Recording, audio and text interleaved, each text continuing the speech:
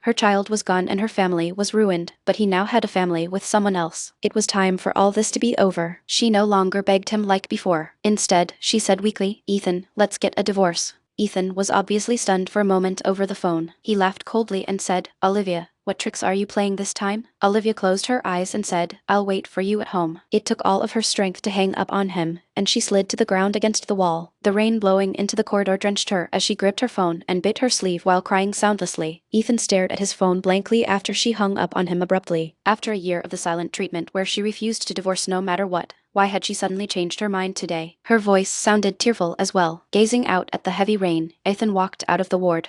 "Ethan, where are you going?" asked Marina while chasing after him with the babies in her arms. When she saw him walking away quickly, her gentle expression immediately grew frighteningly dark. "Olivia, that bitch." She still wouldn't give up. It had been a long time since Ethan had last stepped into the house they shared during their marriage. He had expected to see the dining table laden with his favorite dishes prepared by Olivia, but the villa was dark and empty. The sky always darkened too early during autumn. Night had fallen although it was only 6 p.m. Ethan spotted a vase of wilted flowers on the dining table. Knowing Olivia, she wouldn't leave wilted flowers sitting on the table, so there was only one possible explanation. She hadn't been home recently and had most likely been taking care of her father at the hospital. When Olivia opened the door, she saw a tall man standing by the dining table in a suit. The expression on his handsome face was as cold as ice, and his dark eyes were filled with deep hatred. Olivia was soaked from the run from the car to the house in the rain. When his icy gaze fell on her, a chill went down her spine. "Where were you?" Ethan asked frigidly. Olivia's eyes, which always gleamed in the past, were dull at that moment. She looked at him indifferently and said, "Since when did you care about me?" Ethan sneered and said, "You won't be able to sign the papers if something happened to you." His words stabbed her heart like sharp needles. She dragged her feet forward, dripping wet. She did not cry or make a fuss but calmly pulled out the documents from an envelope.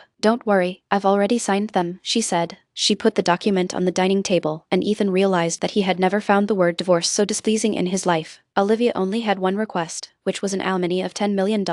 "I was wondering why you would suddenly agree to divorce. Turns out it's for money," he mocked. His scornful expression filled her vision. The old Olivia would have defended herself, but she was just too exhausted now. So, she only stood where she was and said softly, "By right, I could have taken half of your net worth, Mr. Miller, but I only asked you for $10 million. When it comes down to it, I'm still being benevolent." Ethan stepped forward, casting a long shadow over Olivia.